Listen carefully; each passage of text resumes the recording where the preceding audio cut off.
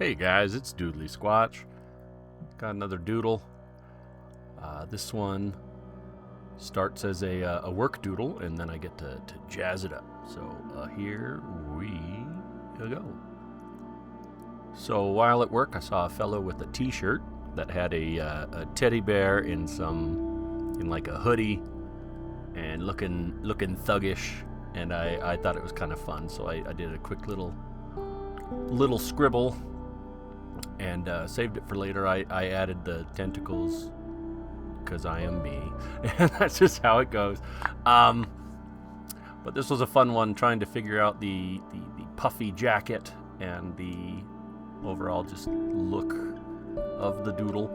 I don't know, taking something that's kind of simple and then finding the sort of complexity or detail in it is always kind of fun. And drapery and clothing, those are always enjoyable to do. But yeah, trying to capture what I was picturing when I did this sort of quick little sketch. It's just on a bit of paper. It's probably like 5x7, and this took up maybe half of it. So it's just a wee doodle. But finding what I wanted to do with it is always, that's the enjoyable part about creating art. And for me, I'd say this appealed to me because I love the idea of like cute, scary. So, cute but scary. So taking something like a teddy bear, the sort of essence of cute, little children's stuff, and then putting it either into a scary situation or making the teddy bear itself scary. I never did see there was a horror movie called like Imaginary or something like that, and it was one of those where someone's like, "Have you seen it? It's awful," but the bear looks cool. The concept of the sort of creature. And I remember Googling it at the time, and yeah, it looked fine, but just not fine enough for me to sit through, an hour and a half crap to get to, the good-looking stuff. But yeah, and it seems like, there's like a whole genre of like creepy cute now. So, all the things going into, what do you call it? Public domain. You got the Blood and Honey movie with Winnie the Pooh and that sort of thing, and then they've got a Steamboat Willie one, Peter Pan one. There was a Grinch one, but they suck. It's just it's one thing to ooh, this is in the public domain, we can make it scary now, but then to just slap something together on a shoestring budget and just have it just suck.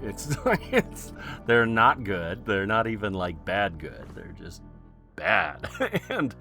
and sure, yeah, I'm not a filmmaker, so whatever. But I'm a viewer and I enjoy films, and yeah, I know that they just stink. Hopefully, someone that actually cares can come along and make something out of it. But yeah, that's my opinion at the moment. It's a good example of like creepy cute. I like Ratfink, but I'm not sure if people would say he's cute. I don't know. It's all over the place. People love taking unicorns and making them scary, or just there was that Death of a Unicorn movie that had a sort of creepy monstrous unicorn as opposed to a cute and fuzzy thing. But yeah, no, I like my little creepy bear.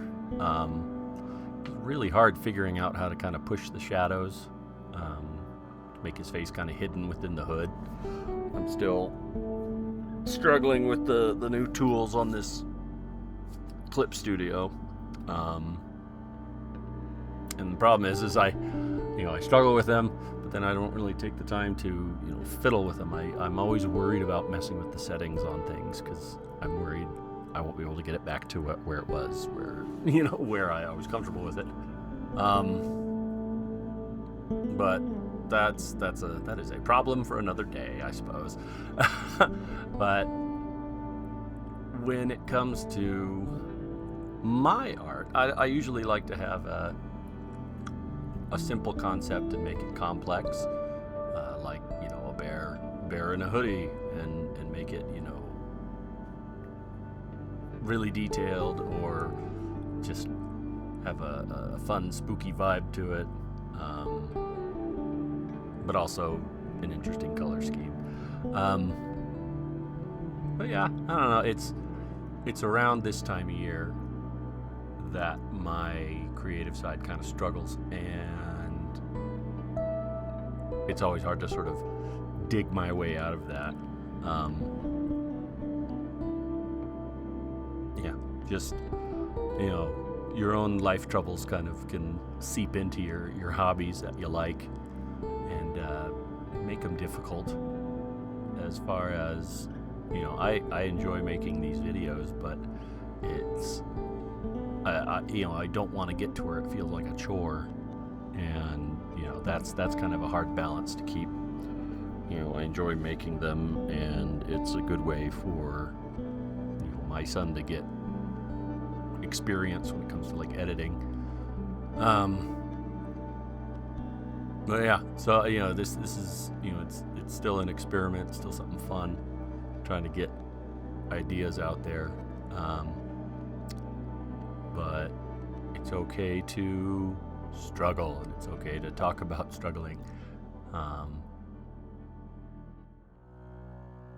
It's been an interesting couple months, I would say. As far as just with people around me and events happening, that sort of thing,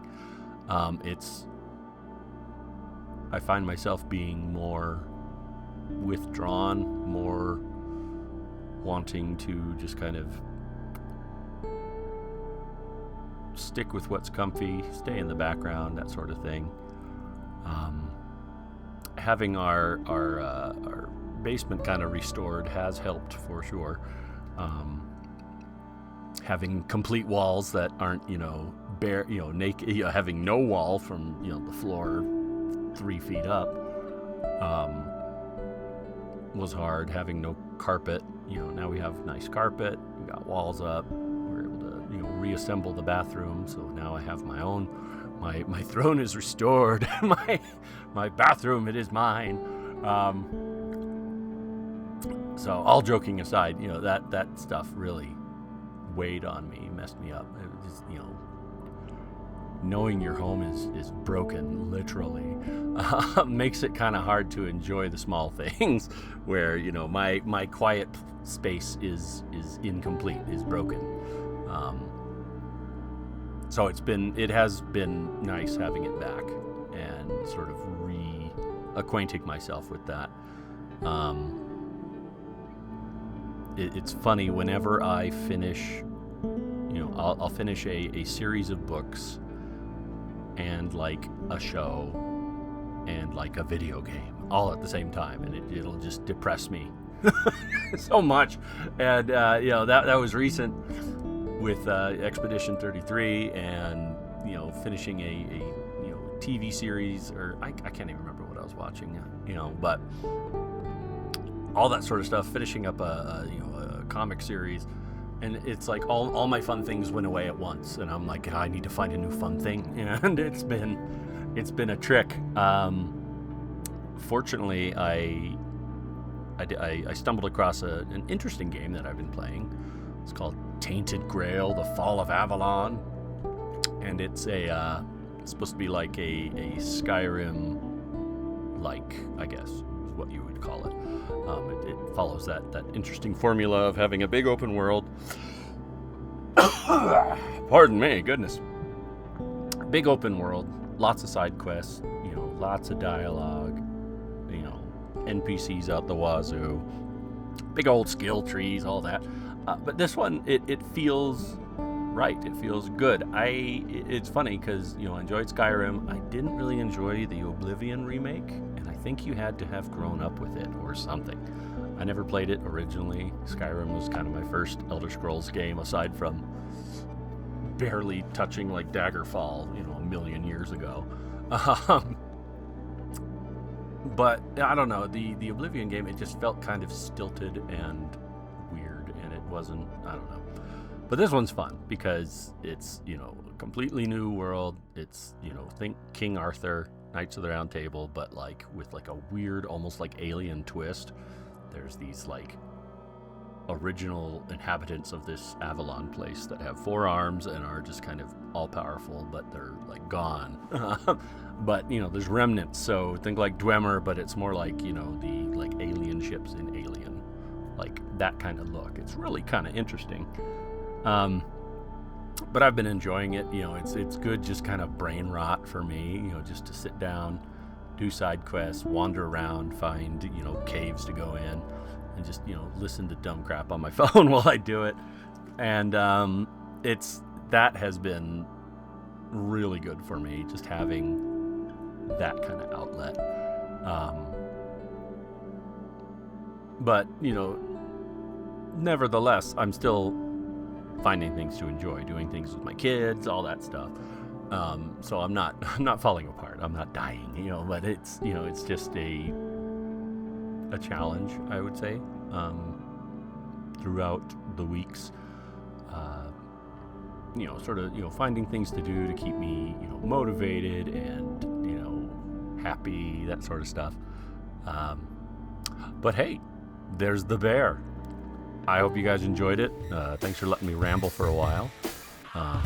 Appreciate you watching. Drop a comment if you're curious about anything, or if you have any stories you'd like to share. I don't know. It's kind of hard to figure out what I want to do with this, but hey, I'll keep coming back, whether you like it or not. So, bye.